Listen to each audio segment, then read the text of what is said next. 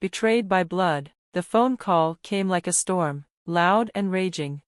"Don't you dare pretend you didn't know what you were doing," my mom screamed into the phone. Her voice was so sharp and filled with anger that I had to pull the phone away from my ear.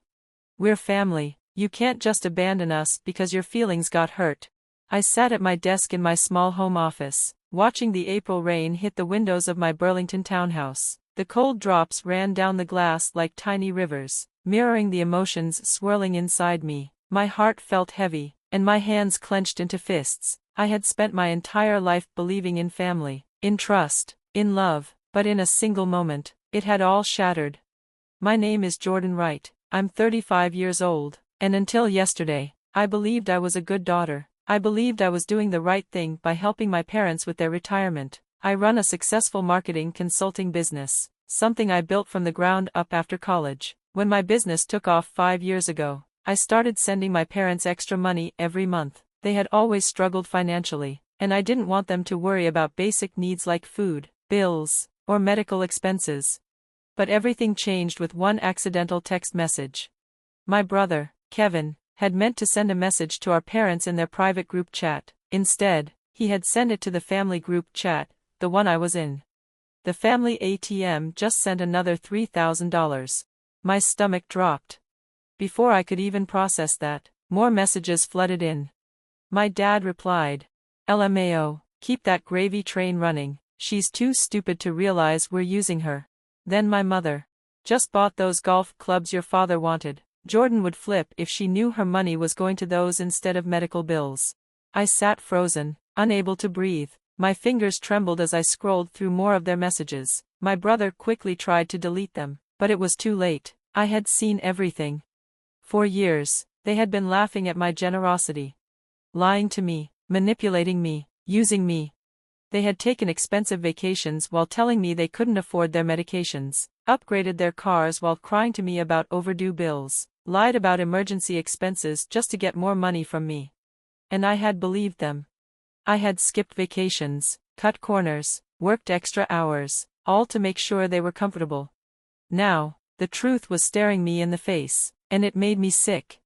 My phone had been ringing non-stop for the last 24 hours. My dad swore they had just been joking. My mom said I was taking things out of context. Kevin said he had only gone along with it to stay on their good side. But their own words had revealed the truth. I wasn't their daughter. I was their bank account. The rain outside grew heavier, matching the storm inside me. The betrayal was unlike anything I had ever felt. How could they do this to me? How could my own family see me as nothing more than a source of money? A loud knock on my door pulled me out of my thoughts. My heart pounded. I walked slowly to the door and looked through the peephole. Kevin stood there, soaked from head to toe. His face was pale, his eyes full of desperation.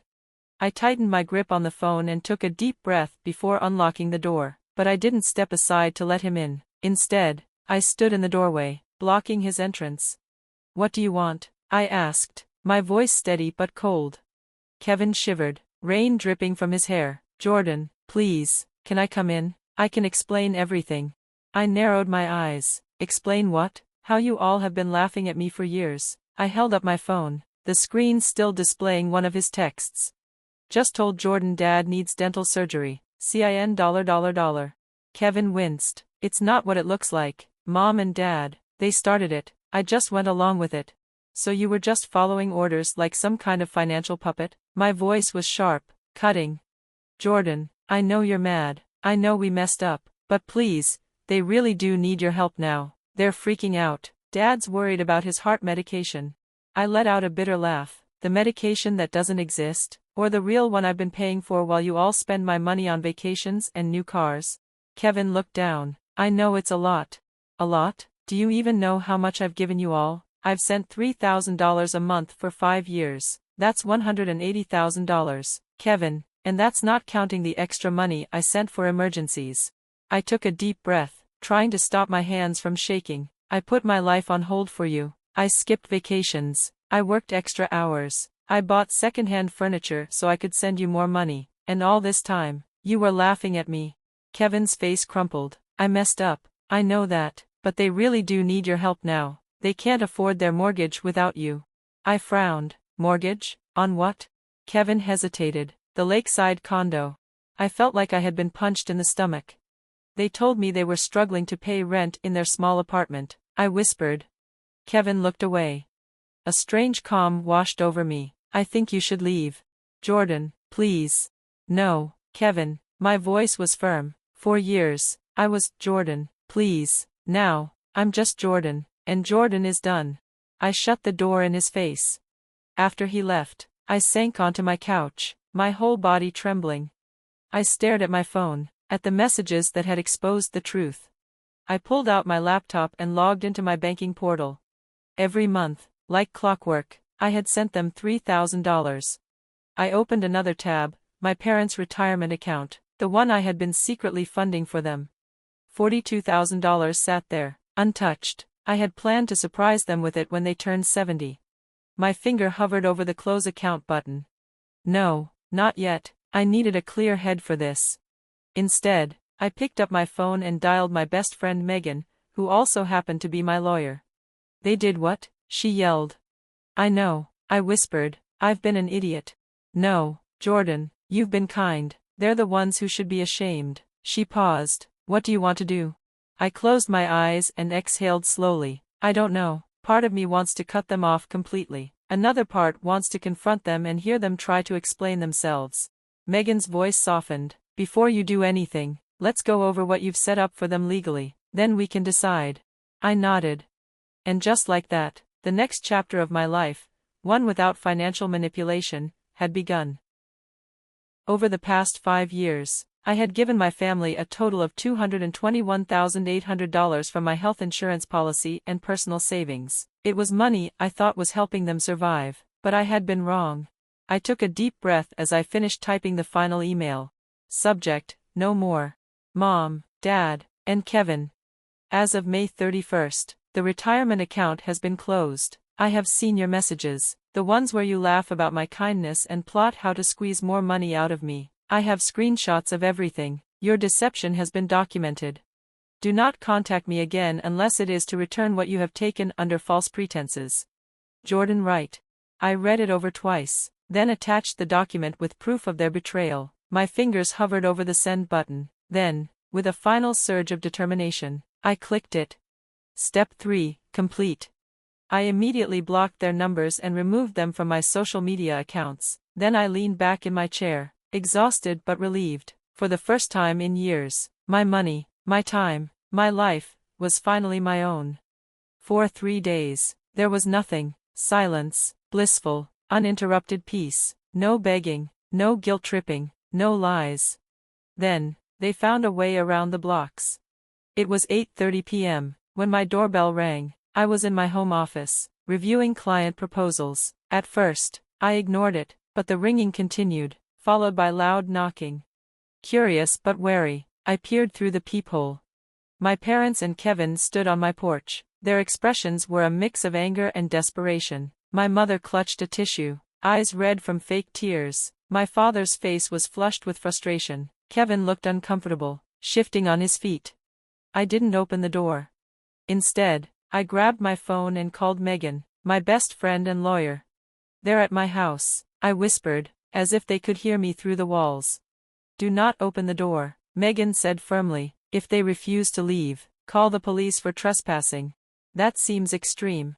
Jordan, she said patiently, once they're inside, they'll manipulate you. It'll be harder, physically and emotionally, to get them out. Trust me. The knocking turned into pounding. Jordan, my father shouted, we know you're in there. You can't just cut us off without talking to us. I sent Kevin a text. I have nothing to say. Please leave, or I will call the police. Through the peephole, I watched Kevin check his phone, show it to my parents, and then have a heated discussion. My mother dabbed at her eyes dramatically. My father clenched his fists, his face darkening. Eventually, they left. Not before my father yelled, you're going to regret this, Jordan. We're family. You can't just abandon us. The irony was not lost on me. They had abandoned me emotionally years ago, seeing me only as a walking ATM. The next morning, the email started. My mother sent a long message, guilt-tripping me about my father's declining health without his medication. My father's email was short and demanding, Stop this childish behavior and send the money. Kevin's was a plea, they can't afford the mortgage without you. I forwarded all 3 to Megan without replying. 3 days later, I received a certified letter from my parents. Inside was a handwritten note from my mother. Jordan. We don't understand why you're punishing us like this. Yes, we made some jokes in poor taste, but that's what families do. Your father's heart medication is $450 per month without insurance. Our mortgage is due next week, and we can't cover it without your help. We might lose our home. Do you really want that for your parents? Please stop this cruelty and talk to us. Mom. I almost laughed at the elderly comment. They were 65 and perfectly healthy. Curious, I called the pharmacy where my father filled his prescriptions, pretending to be my mother. I'm calling about my husband, Robert Wright's heart medication. How much is it without insurance? The pharmacist checked. It's $42 for a 30-day supply, Mrs. Wright. Not $450. Another lie. That evening, as I was leaving my office, Kevin showed up. He looked awful, dark circles under his eyes, his clothes wrinkled and unkempt. Jordan, please, he said, stepping in front of me. They're falling apart. Dad's talking about bankruptcy. Not my problem, I replied, moving past him. How can you be so cold? They're our parents. Are they? Because real parents don't exploit their children. They don't mock the child who's sacrificing for them. They made mistakes, but... No, I cut him off. A mistake is forgetting a birthday. What they did was calculated and cruel, for years. The condo is going into foreclosure. They shouldn't have bought something they couldn't afford.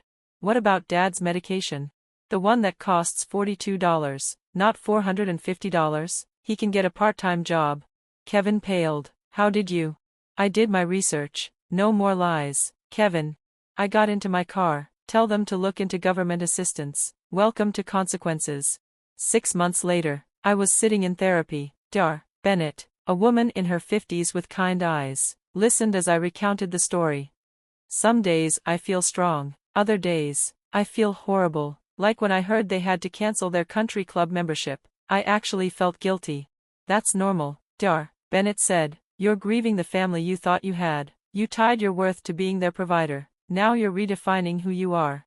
She was right. I had spent 5 years being their safety net. Now, I was learning who I was without them. Then, one evening, my parents showed up on my porch, defeated. I let them in. Their apology was just another list of struggles. When I pointed that out, my father snapped. After everything we've done for you?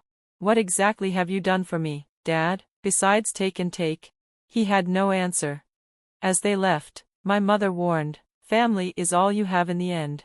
I shook my head. No, Mom, family is supposed to love you unconditionally. What you offered was just a transaction.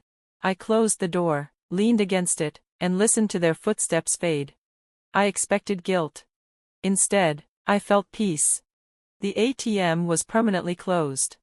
And for the first time in my adult life, I was truly free.